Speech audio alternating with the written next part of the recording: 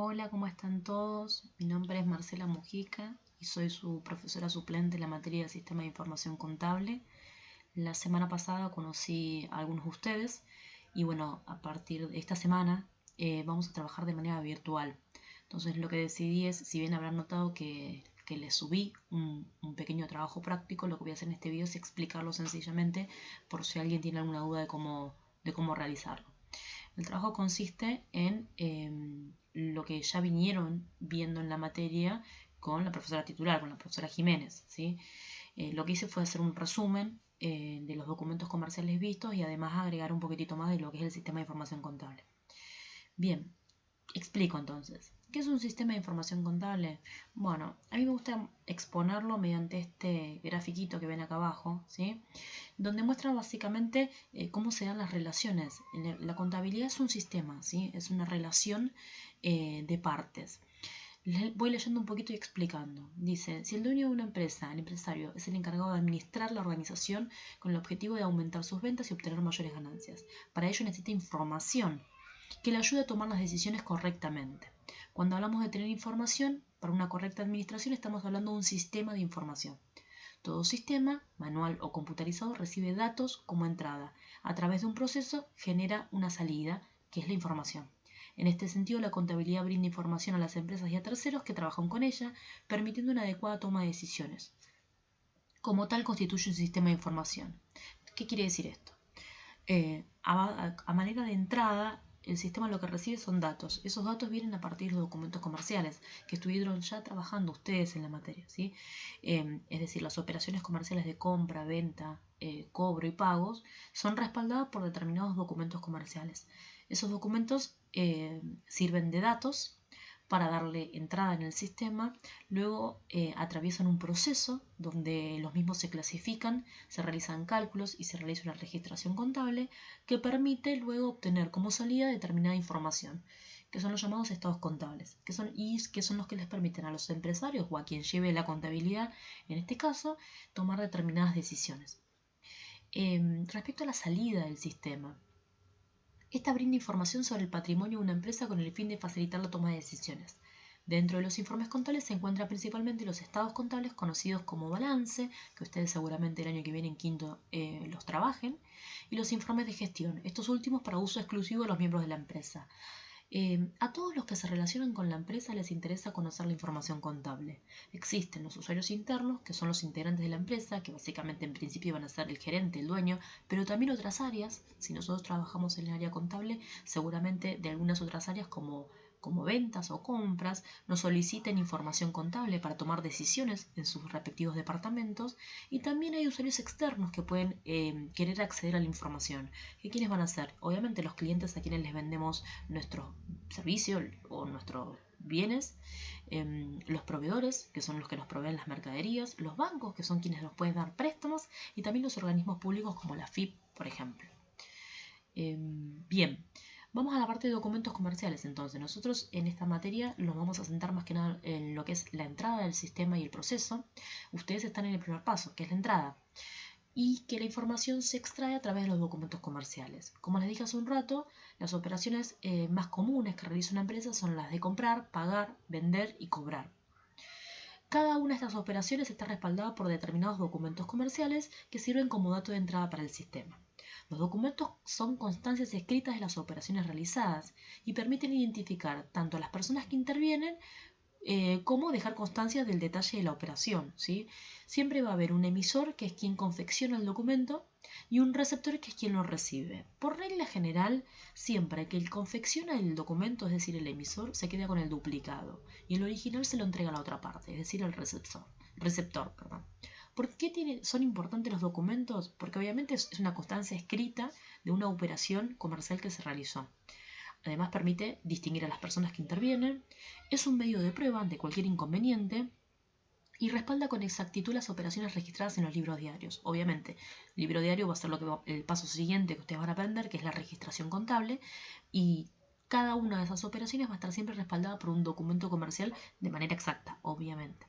Respecto al archivo y con la conservación, la legislación lo que dice es que los comprobantes deben ser contabilizados y archivados por orden de fecha de emisión y que deben ser conservados durante un periodo de 10 años ante posibles auditorías de los organismos públicos, obviamente, ¿no? ¿Qué comprobantes vieron hasta ahora ustedes? El primero que trabajaron con la profesora fue la orden de compra, que quizás en la cotidianidad nunca se lo cruzaron, pero es un documento que es muy utilizado entre empresas, que es básicamente algo similar o se le suele llamar una nota de pedido. Es el comprobante que emite el comprador, es el único emitido por el comprador a diferencia de los demás que son emitidos por el vendedor, ¿sí? Para pedir mercaderías, por eso es nota de pedido, ¿no? Indicando cantidad, detalle, precio, condición de pago y forma de entrega, también llamado nota de pedido. El original, a ver, vamos de vuelta a lo mismo. ¿Quién lo confecciona? El vendedor. Entonces el original se lo da a la otra parte. El original se lo queda el vendedor y el duplicado el comprador. Puede ser que en la orden de compra es como un compromiso. Es un compromiso de que te voy a comprar mercadería y para que le des curso a la misma. Una vez que se emitió la orden de compra, el vendedor puede empezar a producirla para poder entregarla. Una vez que la tiene lista, la lleva a fábrica, la entrega con dos documentos comerciales. Uno es el remito y el otro es la factura.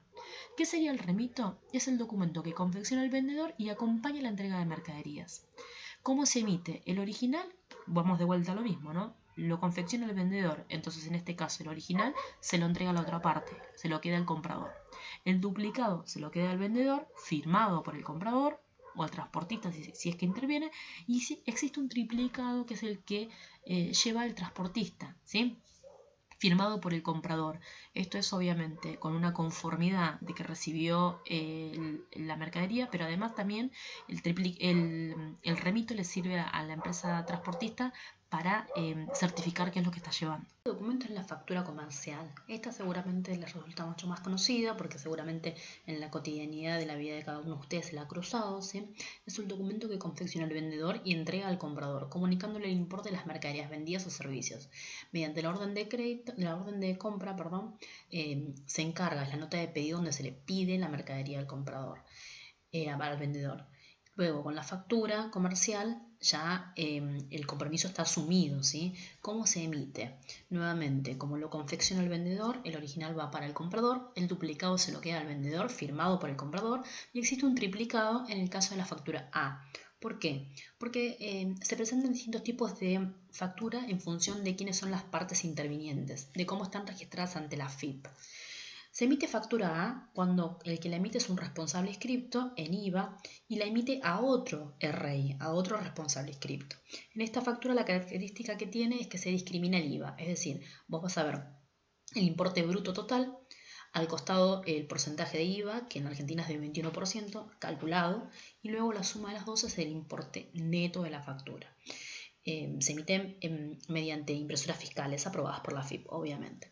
La factura B también la emiten los responsables inscritos, pero en este caso a monotributistas y a consumidores finales, en la cual no se discrimina el IVA, es decir, que solamente se ve el importe total a pagar con el IVA incluido, y puede ser reemplazada por un ticket factura B también. Y también existe la factura C, que es la que emiten los monotributistas, aquellas personas que trabajan por cuenta propia, ¿sí? A todos los demás en categoría. Tampoco se discrimina el IVA. También vieron el ticket, que tiene una función similar a la de la factura, puede reemplazarlo. Generalmente se dice que se utiliza para importes pequeños, pero hoy en día el ticket prácticamente tiene la misma validez que la factura. Lo emiten los vendedores por medio de una máquina autorizada por la FIP que va grabando en su memoria todas las operaciones realizadas. También se emite por original y duplicado. Y hay distintas categorías de ticket, ¿no? A, B y C en función de quiénes son los que lo emiten. Y por último el recibo, que es el comprobante que envía el vendedor al comprador como constancia de haber recibido dinero, cheques, pagarés u otros valores. Es decir, siempre que vos recibas un pago, vas a tener que emitir un recibo para cancelar determinada operación. Lo emite obviamente la persona que recibe el dinero o el cheque o el valor que sea. Con lo cual el original se lo entrega al comprador, que es el que está pagando, el duplicado se lo queda al vendedor y hay triplicado siempre y cuando estemos hablando de factura A. Bien, esos son los documentos que vieron hasta ahora. Lo que tienen que hacer en este trabajo, no agregué nada nuevo, ¿sí? Simplemente hice un repaso de lo que vieron hasta el día de hoy en la materia y tienen un trabajo práctico muy sencillo. El primero consiste en un choice, ¿sí? Tienen distintos enunciados donde tienen que elegir la opción correcta, marcarla, Y el segundo son casos de verdadero o falso. Les pido por favor aquellas respuestas que ustedes consideran que son falsas, justificarlas. Lo hacen en sus carpetas, copian la teoría en la carpeta, el trabajo práctico y le sacan fotos y lo suben como actividad en esta tarea.